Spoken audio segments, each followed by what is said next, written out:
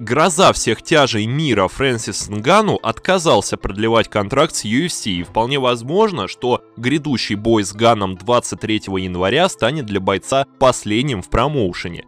Если вынести за скобки вариант, что все это происки одного лысого промоутера, стремящегося подогреть интерес к грядущему бою, или очередная попытка Нганну выбить себе гонорар поприятнее, давай подумаем, а куда, собственно, направляться хищнику, кроме UFC? Самый очевидный вариант — это, конечно, Bellator, но туда ему еще явно рановато. Нынешний ростер второго промоушена США сможет победить Нганну только если в октагон выйдет всей толпой и закидает его песком, который сыпется, но не будем уточнять откуда. Хочется верить, что в боях хищник еще ищет какой-то спортивный интерес, а не просто старается хапнуть побольше. А потому такой вариант, даже если предложение поступит, он должен отбросить. И если даже Белик не сможет выставить тяжу адекватную оппозицию, про лиги вроде ПФЛ или ONE FC я даже упоминать не буду. Конечно, было бы интересно посмотреть, как вечно молодой Нгалани пытается дотянуться фирменной вертухой до двухметрового Фрэнсиса. Но будем объективны, вне UFC конкуренцию ему не составит никто.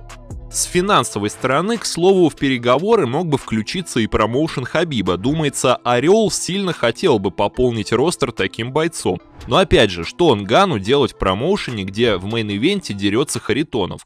К слову, Серега-то тоже тяж. Как вам такой бой, а? Или пожалеем беднягу?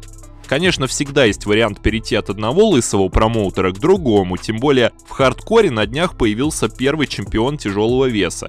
Да и Хадис Ибрагимов, занявший его место, раньше выступал в UFC. Так себе выступал, конечно, за океаном драться — это не местных полулюбителей апперкотами ложить. А еще буквально на днях сам Александр Шпак в единоборство ворвался и, пройдя грозного соперника в лице Джигурды, может и с хищником в спарринг стать. Ненадолго, правда, но все же.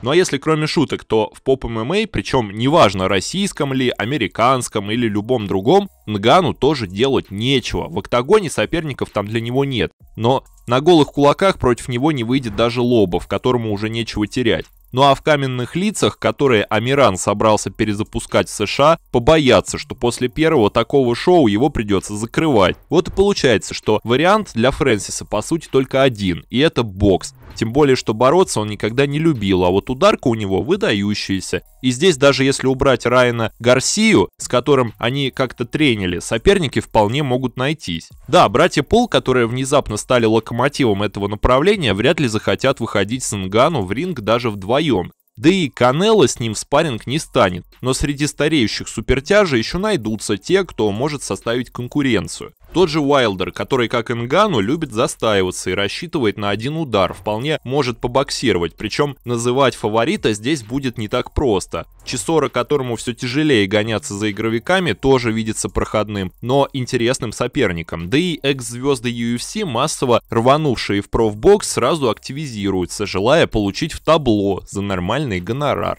Так что варианты здесь есть, да и платят в боксе поболее, чем в ММА, на что любит ссылаться сам Нганну. Одно плохо, боя с Джонсом мы так и не увидим, а если он произойдет не в октагоне, а по любым другим правилам, это будет уже не то. И все же надеемся, Дана найдет слова и ресурсы, чтобы удержать одну из главных звезд промоушена, и мы еще увидим Фрэнсиса в клетке, а то тяжелый вес сейчас и так слишком скучный, чтобы оттуда уходили такие ребята. Подпишись на наш канал MMA Express, поставь лайк этому видео и напиши какой-нибудь комментарий. Тебе не сложно, а нам это помогает. Скоро увидимся.